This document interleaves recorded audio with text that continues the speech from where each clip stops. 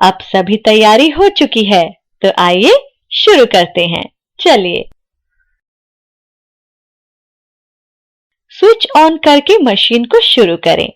आप जो केस कर रहे हैं उसके अनुसार रेजोल्यूशन पर मिनट वेरिएशन और फीड सेट करें, ठीक है?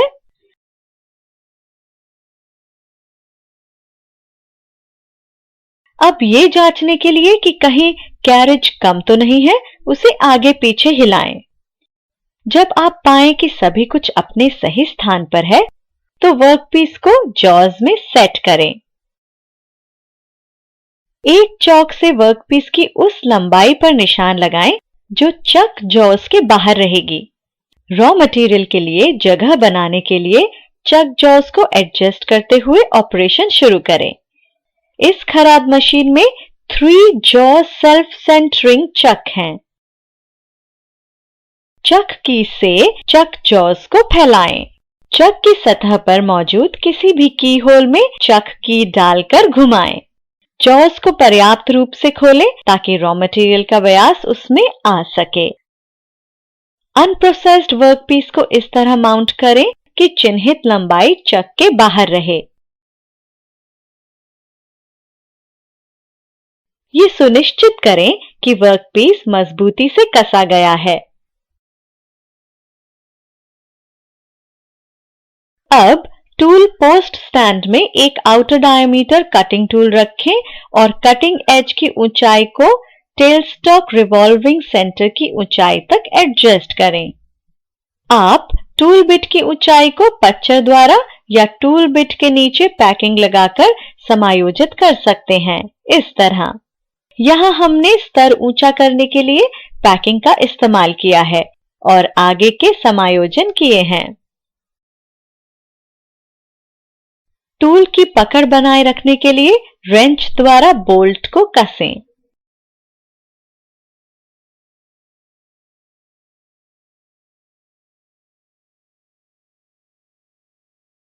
कैरेज को मूव करें और टूल बिट को रॉ मटेरियल के किनारे तक ले आएं। टूल टिप की ऊंचाई को दोबारा जांचने के लिए फेसिंग ऑपरेशन करें। जैसा कि आप देख सकते हैं कि चूंकि टूल टिप की ऊंचाई पीस के वास्तविक अक्ष से मेल नहीं खा रही है, इसलिए एक नुकीला सा उभार बन गया है। इसे सुधारने के लिए टूल के नीचे कागज की पैकिंग लगाएं, जिससे टूल टिप की ऊंचाई बढ़ जाएगी।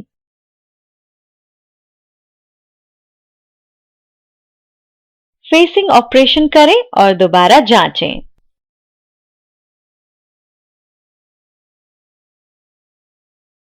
वो नुकीला उभार अब छिल चुका है और हम टर्निंग ऑपरेशन के लिए तैयार हैं। चलिए सेंटर ड्रिलिंग ऑपरेशन शुरू करें। टेल स्टॉक के हैंडल से टेपर स्लीव को पीछे खींचें। रिवॉल्विंग सेंटर को हटाएं और ड्रिल चक को लगाएं।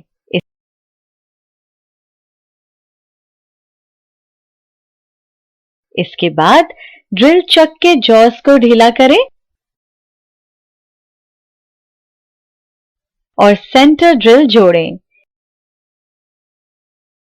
इसे चक की से नीचे की ओर कसें, ठीक इसी तरह।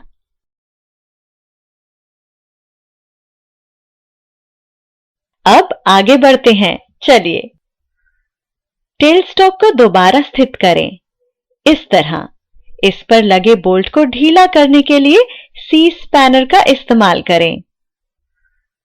खराद पर इसे आगे बढ़ाने के लिए टेल स्टॉक को आगे धकेलें ताकि वो वर्कपीस के पास आ जाए। नट को उचित पोजीशन में लाकर कस दें।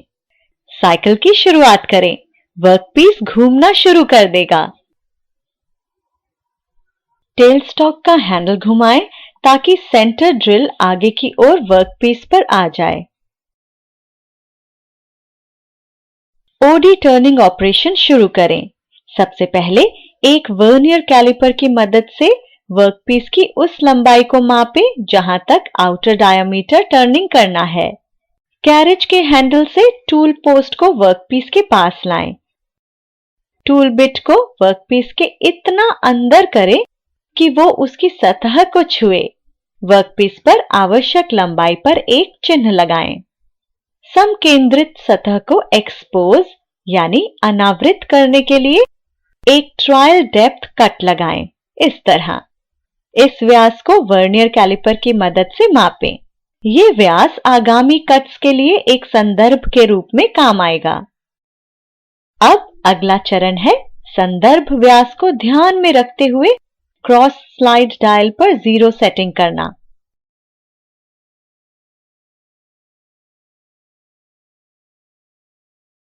क्रॉस स्लाइड फीड हैंडल की मदद से टूल बिट को तब तक धीरे धीरे वर्कपीस में डालें जब तक वो उसकी सतह को नहीं छूती। ओडी टर्निंग ऑपरेशन जारी रखें। वांछित व्यास प्राप्त न होने तक आगे के कट्स करते रहें।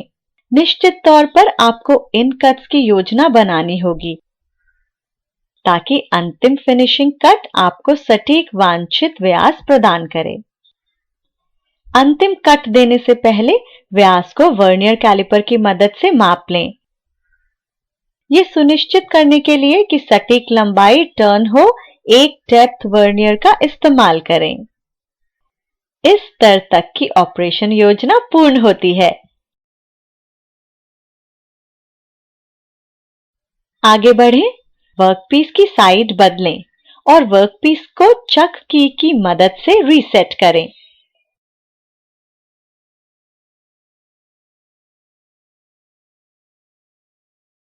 तीनों चक की पोजीशंस का इस्तेमाल करते हुए चक की को कसें ताकि पकड़ मजबूत और एक समान हो।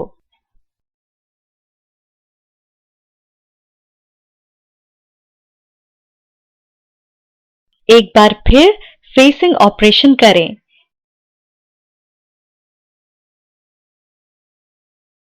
सेंटर ड्रिल से वर्कपीस पर एक छेद बोर करें। वर्कपीस को केंद्रों के बीच पकड़े रखने के लिए आपको इस छेद की जरूरत होगी।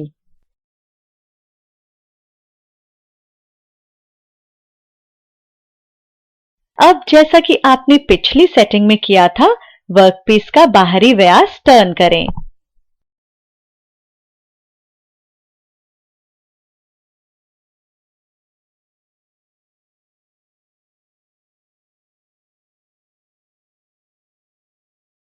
जब वो वांछित आकार तक पूरा हो जाए तो आप चैम्फरिंग ऑपरेशन कर सकते हैं।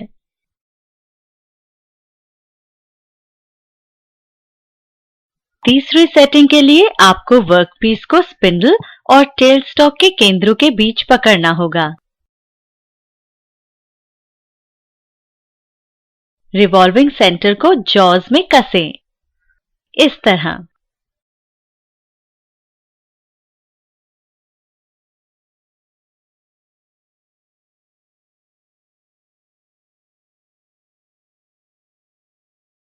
वर्कपीस को जॉब कैरियर से पकड़ें।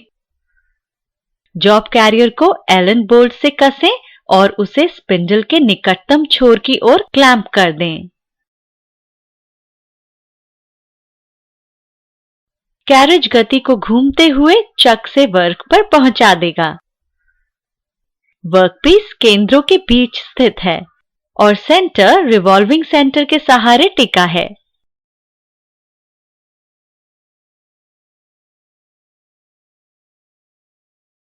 अब वर्कपीस टेपर टर्निंग ऑपरेशन के लिए तैयार है। ओडी टर्निंग टूल को टेपर टर्निंग टूल से बदल दें।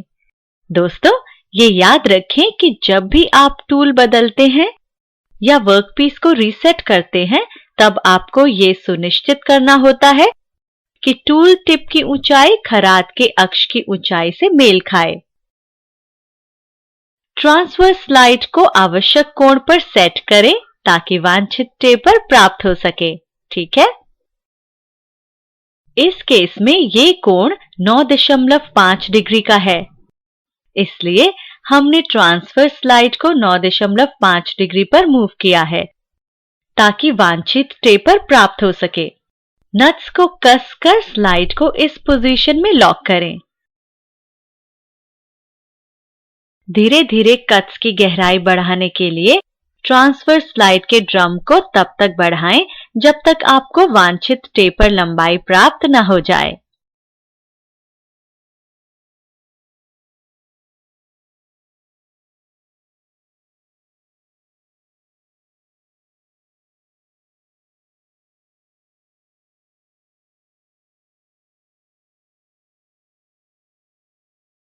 आगे बढ़ते हुए वर्कपीस के बाहरी व्यास पर एक ऊपरी कट देने के लिए तैयार हो जाएं।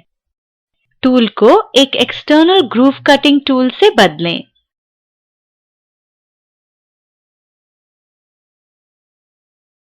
कार्बाइड टूल टिप की जगह एक हाई स्पीड स्टील टिप का इस्तेमाल करें, क्योंकि कार्बाइड टिप भुरभुरी होती है और प्लंज कट के दौरान आसानी से टूट सकती है।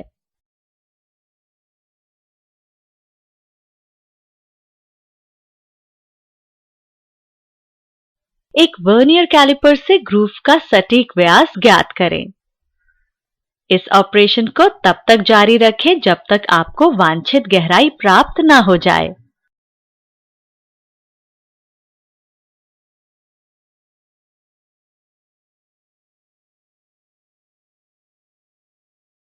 अब ग्रूव कटिंग टूल को ओडी टर्निंग टूल से बदलें और चैम्फरिंग ऑपरेशन करें।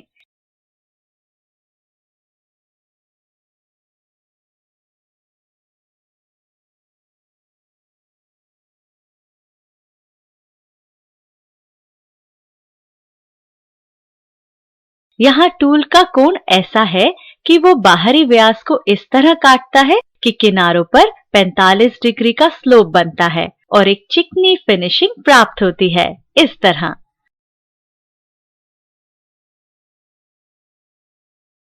ऑपरेशन के अंतिम चरण पर आते हैं। टेल स्टॉक को उसकी होम पोजीशन पर लाते हुए वर्कपीस को बाहर निकालें। चक जॉज में से रिवॉल्विंग सेंटर हटाएं और जॉब कैरियर को वर्कपीस में से निकालें। वर्कपीस को दोबारा सेट करें और सुनिश्चित करें कि वो मजबूती से कसा गया है। टेल स्टॉक के रिवॉल्विंग सेंटर को टेपर शैंक्ड ट्विस्ट ड्रिल से बदलें।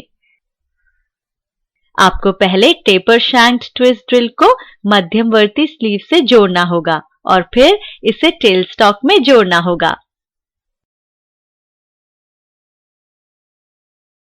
ड्रिल को आवश्यक गहराई तक संचालित करने के लिए उस पर एक चिन्ह लगाएं।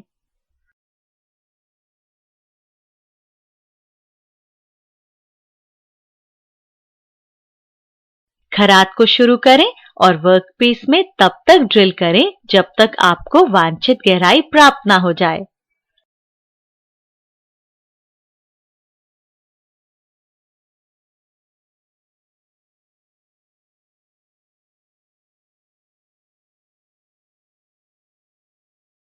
कैरेज को खिसकाएं और ड्रिल को हटाएं।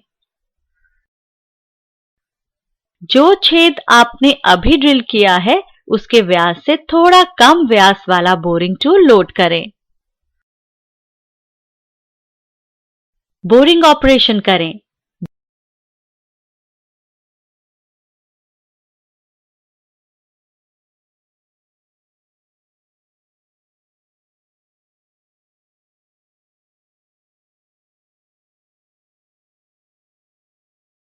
बोरिंग ऑपरेशन में बाधा बनने वाली चिप्स को निकाल दें और बोरिंग जारी रखें। बोर की गहराई जांचने के लिए डेप्थ वर्नियर का इस्तेमाल करें। अब एक वर्नियर कैलिपर से व्यास मापें। आवश्यकता अनुसार व्यास को बढ़ाएं। आंतरिक व्यास को चैम्फर करते हुए बोरिंग ऑपरेशन समाप्त करें।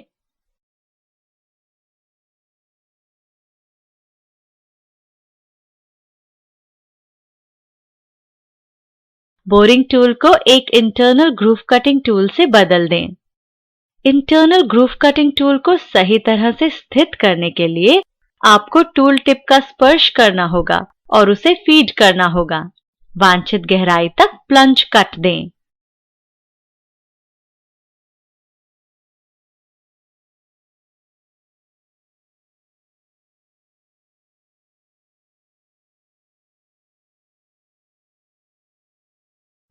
एक बार फिर उस सतह पर जहां कोई थ्रेड्स नहीं काटने हैं, वहां ओडी टर्निंग ऑपरेशन करें।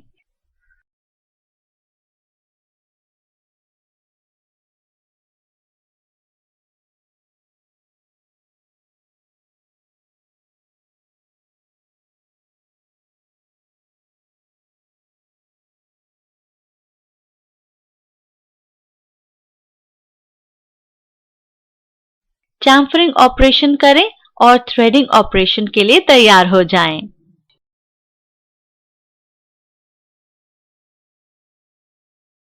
थ्रेड पिच के अनुसार चार्ट में से लीवर्स और गियर्स का चुनाव करें।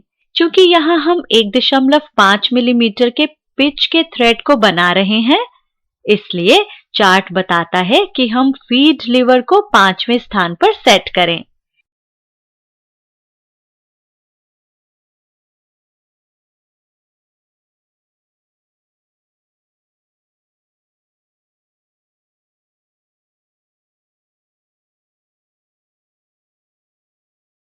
गियर ट्रेन का उच्चतम गियर, जिसमें 24 दांतें होते हैं, उसे इस्तेमाल करें।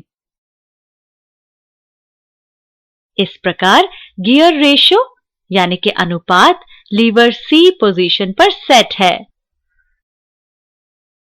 अगर आप एक दाएं हाथ का थ्रेड बना रहे हैं तो चक को रिवर्स दिशा में सेट करें ताकि वो दाएं हाथ का थ्रेड बनाए। ऐसा करने से टूल घड़ी की सुई की उल्टी दिशा में काट पाएगा। इंटरनल ग्रूव कटिंग टूल को इंटरनल थ्रेड कटिंग टूल से बदलकर इंटरनल थ्रेडिंग ऑपरेशन की शुरुआत करें।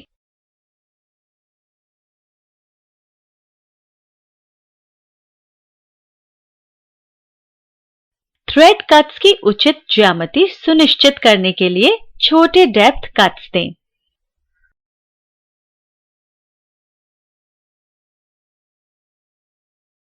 जब आप कट की वांछित गहराई प्राप्त कर लें, तब जियो और नो गो थ्रेड गेज का इस्तेमाल करें और थ्रेड की गुणवत्ता को जांचें।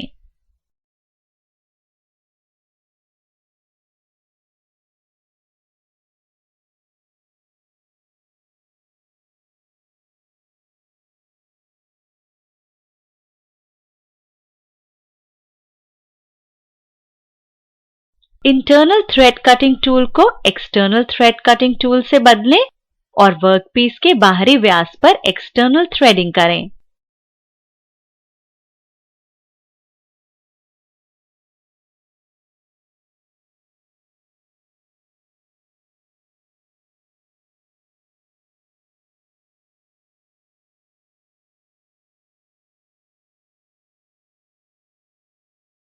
एक उपयुक्त पिच गेज द्वारा थ्रेड पिच को जांचें।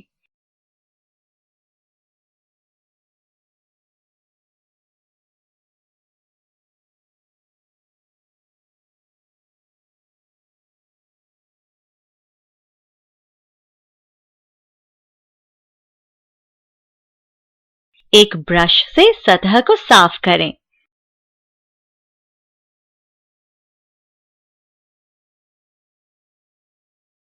एक एक्सटर्नल थ्रेड गेज रिंग से एक्सटर्नल थ्रेड कटिंग को जांचें।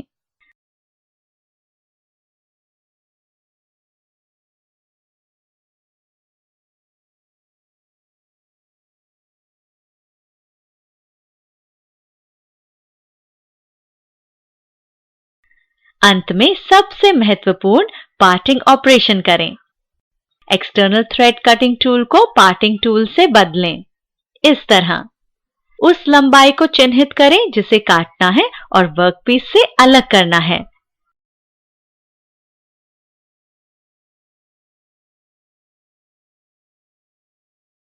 वर्कपीस के किनारों के चारों ओर ओडी टर्निंग टूल से इंटरनल और एक्सटर्नल चैम्फरिंग करें।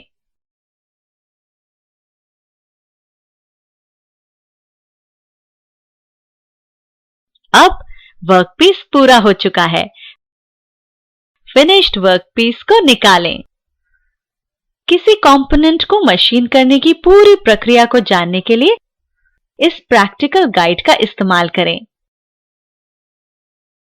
आइए कंपोनेंट को पूरा करने की प्रक्रिया के मुख्य चरणों को दोहराते हैं। चरण 1, मशीन को ऑन करें। चरण 2, मशीन को तैयार करें। चरण 3, वर्कपीस को सेट करें। चरण 4, टूल को सेट करें।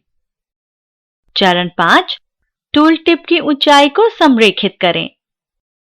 चरण 6, सेंटर ड्रिलिंग ऑपरेशन करें। चरण 7, ओडी टर्निंग ऑपरेशन करें। चरण 8, वर्कपीस को दोबारा सेट करें। चरण 9, फेसिंग और सेंट्रल ड्रिलिंग ऑपरेशन करें। चरण 10, ओडी टर्निंग ऑपरेशन करें।